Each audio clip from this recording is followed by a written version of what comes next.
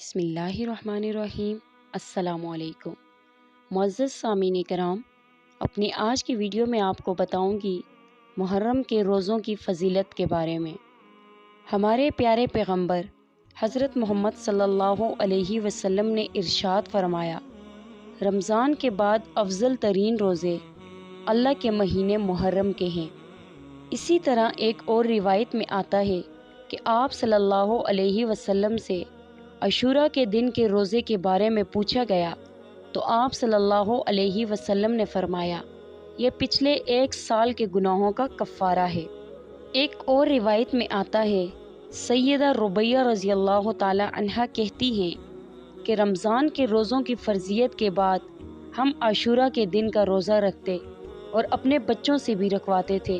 انہیں ہم اس دن کھلونا دے کر بہلائی رکھتے، جب وہ کھانے کے لیے روتے تو وہی کھلونے دے دیتے۔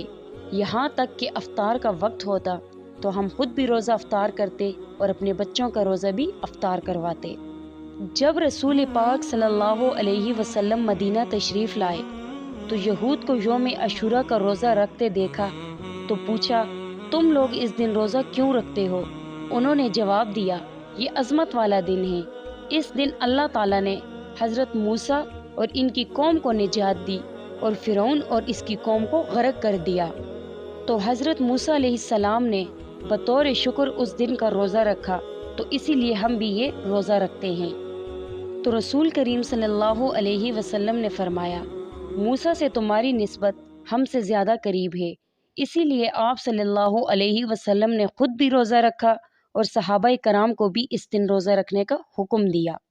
اللہ رب العزت سے دعا گو ہوں کہ ہم سب کو محرم کے مہینے کے روزے رکھنے کی توفیق عطا فرمائے۔